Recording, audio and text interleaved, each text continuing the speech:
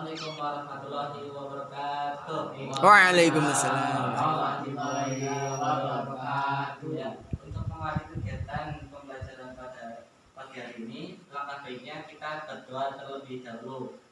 Silakan berdoa dimulai. Bismillahirrahmanirrahim.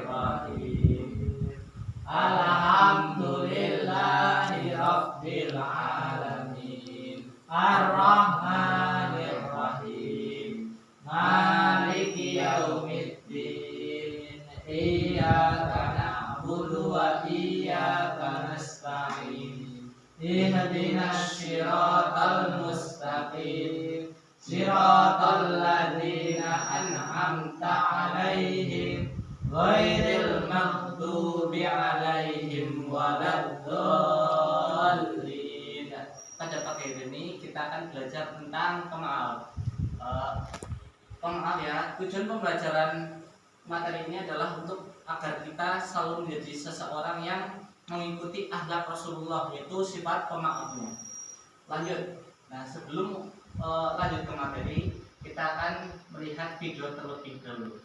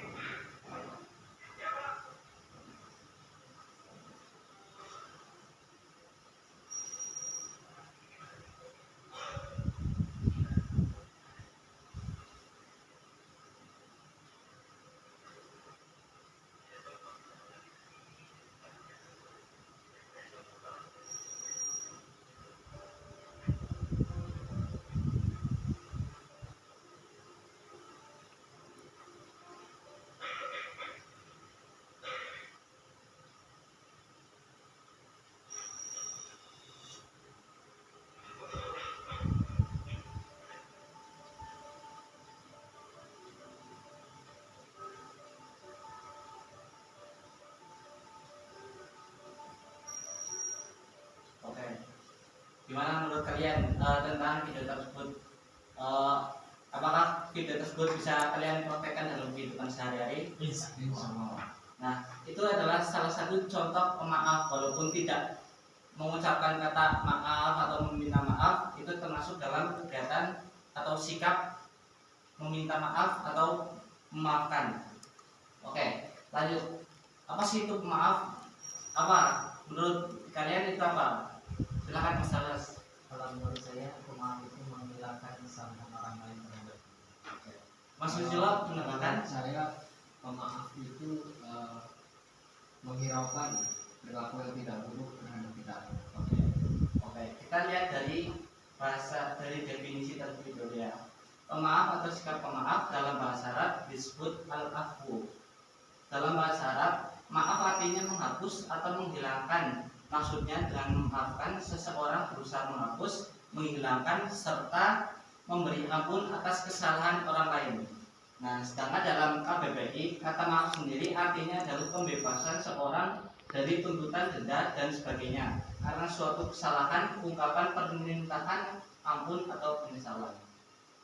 Sebenarnya mungkin kata maaf dan meminta maaf itu sangat sederhana, tetapi dalam pelaksanaannya itu termasuk dalam pelaksanaan sikap yang sangat sulit.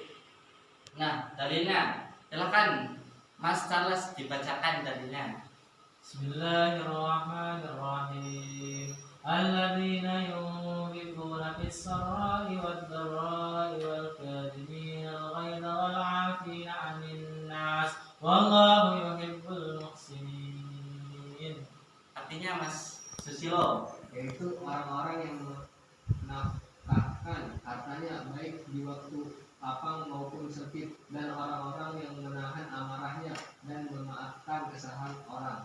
Allah menyukai orang-orang yang berbuat kebajikan. sudah dijelaskan dalam dalil ini bahwa Allah Sang Pencipta yang Maha Pengampun sudah berfirman bahwa Allah saja sudah menyukai orang-orang yang berbuat kebajikan. Nah, salah satunya adalah memaafkan dan menahan amarah. Seperti apakah memaafkan yang sesungguhnya? Memaafkan adalah suatu perbuatan yang menuntut kerendahan hati dan kerelaan hati yang tinggi. Nah, misalkan nih Mas Susilo dan Mas Charles terjadi konflik.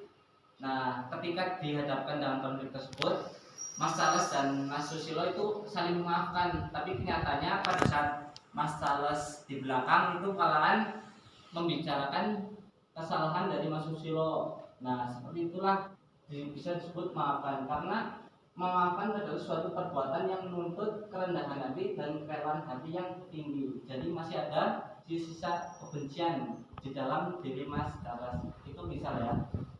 Nah, dalam psikologi memaafkan berarti menerima, di mana menerima kejadian itu di luar kendali kita, karena kejadian-kejadian tersebut tidak bisa diatur oleh kita. Hal itu terjadi secara langsung dan tidak bisa diatur.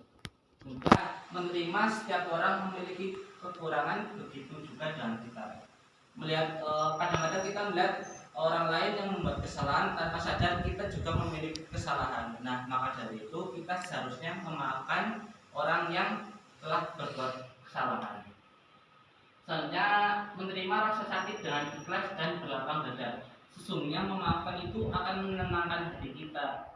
Ketika kita telah memaafkan, walaupun pada awalnya sakit, tapi akhirnya lama-kelamaan rasa sakit itu akan hilang dan tidak terasa, berlalu begitu saja. Selanjutnya, memaafkan berarti memberi tanpa syarat. Forgive yang diambil dari kata give atau memberi, artinya memberi tanpa syarat di belakangnya, di mana merupakan hal yang tidak mudah dan butuh komitmen yang kuat untuk memaafkan seseorang. Maka dari itu Allah tidak segan-segan memberikan hambanya kemuliaan untuk orang yang memaafkan seseorang yang telah memberikan keburukan kepadanya. Seperti dalam hadis seperti dari kata Abu Hurairah radhiyallahu anhu, Rasulullah Shallallahu Alaihi Wasallam bersabda bahwa Allah tidak memberikan sikap memaafkan kecuali untuk menambah kemuliaannya dan meninggikannya. Dan juga seperti banyak kisah dari pemimpin-pemimpin pada zaman dahulu, karena kemuliaannya, karena sifat memaafnya, para pemimpin itu menjadi terkenal. Salah satunya seperti kisah Rasulullah ketika Islam telah besar dan Mekah telah berhasil direbut, maka pada suatu saat ketika Rasulullah dihadapkan dengan para musuhnya, yaitu kafir Quraisy, dikumpulkan di suatu lapangan dan Rasulullah bertanya, apakah yang akan aku lakukan dengan kalian? Maka kafir Quraisy menerka-nerka apa yang akan terjadi atau apa yang akan dilakukan oleh Rasulullah SAW. Tetapi Rasulullah berbalikan, ketika orang kafir Quraisy menerka-nerka dengan keburukan, tetapi Rasulullah bersabda bahwa dia akan menjamin setiap kafir Quraisy untuk aman ketika pulang, aman ketika ke rumah Abu Sufyan, dan aman untuk kemanapun. Nah, selanjutnya, mengapa harus memaafkan? Yang pertama, melepaskan dari belenggu masa lalu. Ketika kita selalu mengingat tentang masa lalu, maka kita tidak akan maju. Kita akan selalu mengingat pada rasa yang berat dan mendendam itu.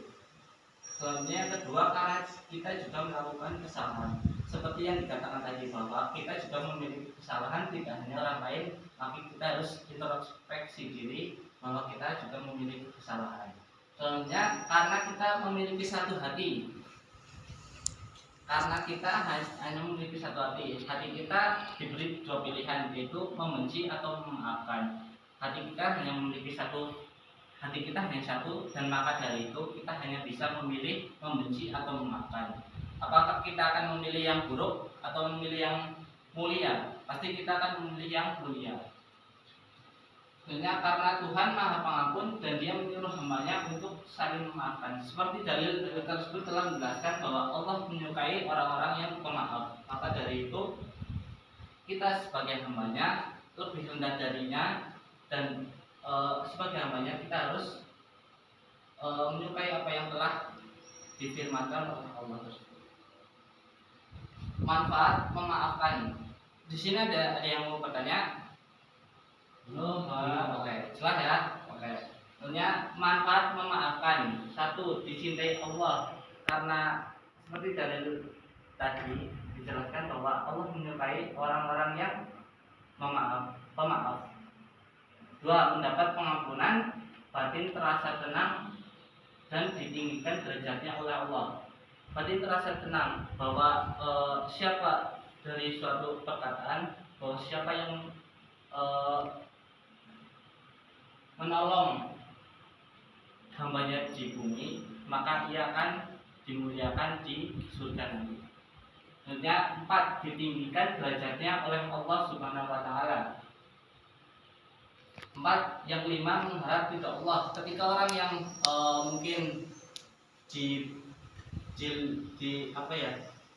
mungkin dijahati oleh seseorang dan menerima keburukan, maka dari itu orang tersebut hanya memaafkan karena untuk mengharap ridha Allah Subhanahu wa taala. 6, menunjukkan kualitas diri. Ketika kita memiliki sikap dan pemikiran yang sudah dewasa, maka kita bisa berpikir secara jernih bahwa sesuatu yang dilakukan keburukan ketika dibalas dengan keburukan, maka itu akan berakhir keburukan juga.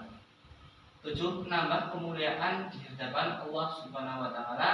Yang ke-8, membuat pikiran dan tubuh kita lebih sehat karena hati kita akan terasa tenang dan tanpa beban. Mungkin di sini ada yang mau bertanya? Tidak ada? Ada. Oke. Jadi kesimpulan pada materi ini adalah kita harus menjadi pemaaf. Karena pemaaf adalah karena pemaaf merupakan sikap yang disukai Allah Subhanahu wa taala dan memberikan banyak manfaat untuk kita sendiri. Mungkin sekian dari saya. Jika ada kata yang kurang berkenan, mohon maaf. Assalamualaikum warahmatullahi wabarakatuh. Waalaikumsalam warahmatullahi wabarakatuh.